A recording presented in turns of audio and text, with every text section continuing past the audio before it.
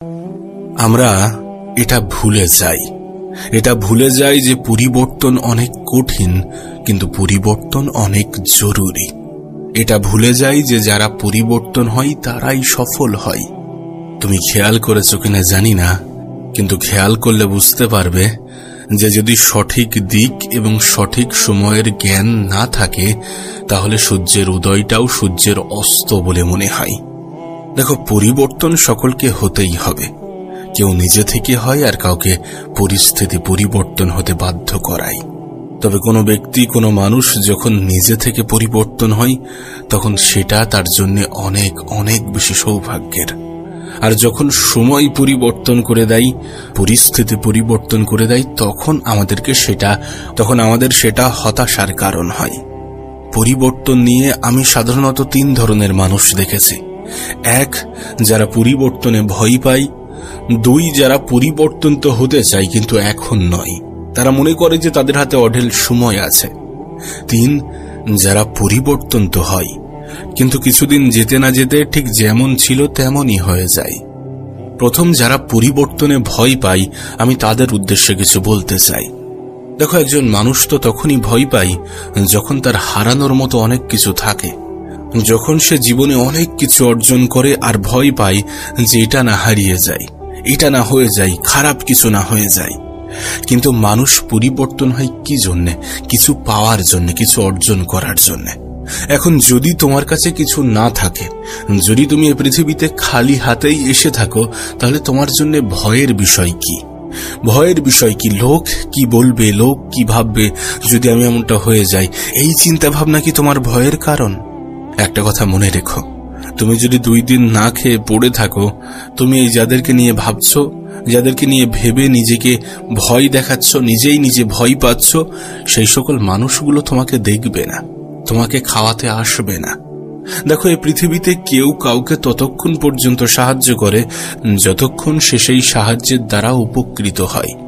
আমরা দান করি এটা ভেবেই যে এই দানের পরিবর্তে আমরাও কিছু পাবো। সেটা হতে পারে মানসিক শান্তি, সেটা হতে পারে উপরওয়ালার কাছে সম্মান। আর তুমি দেখবে কেউ নিজের ক্ষতি করে অন্যের দান করে না। যেটা এক্সট্রা, যেটা অতিরিক্ত, সেটাই মানুষ বিলিয়ে দিয়ে থাকে, দান করে থাকে। আমি জানি না তুমি ভয় কেন পাচ্ছ। আজ যদি তুমি পরিবর্তন না হও, কাল তোমাকে পরিবর্তন হতেই হবে।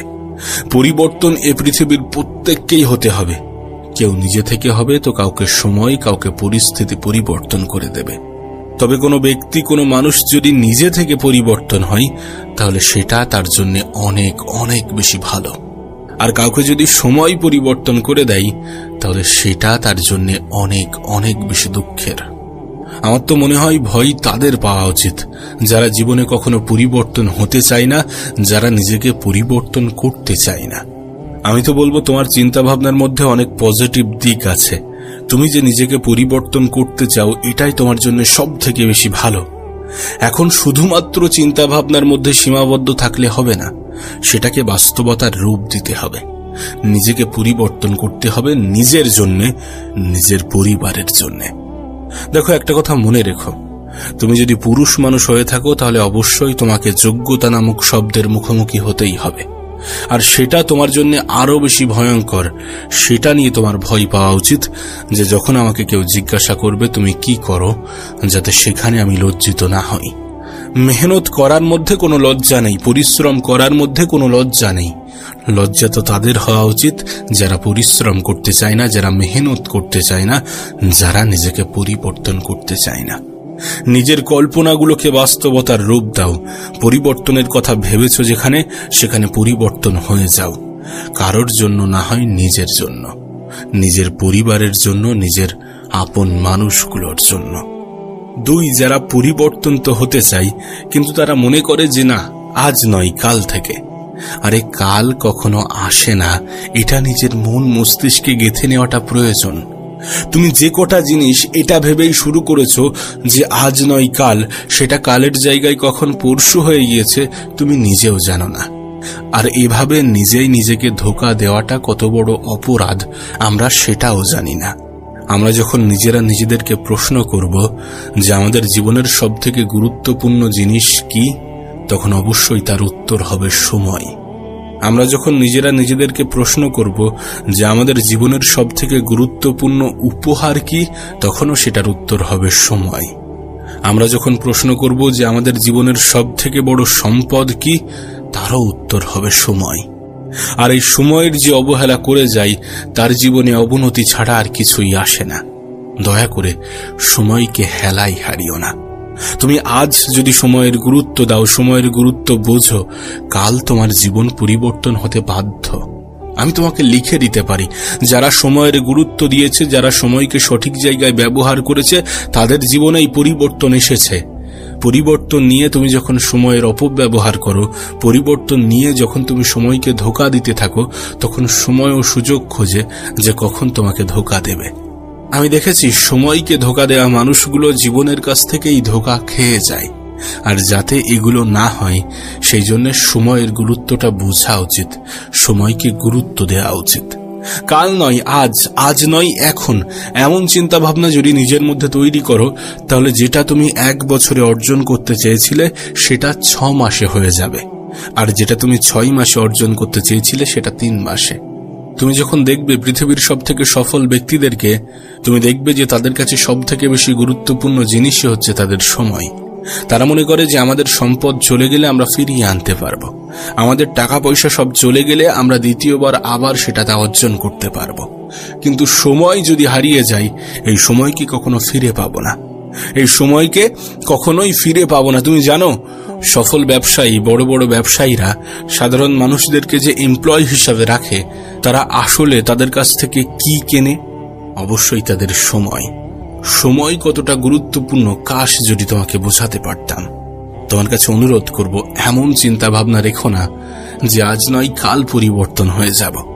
পরিবর্তন হওয়ার এতটা কারণ থাকা সত্ত্বেও তুমি যদি বলো যে আজ নয় কাল, কাল নয় পরশু, তাহলে এটা নিজেকে ধোঁকা দেওয়া ছাড়া আর কিছুই নয়।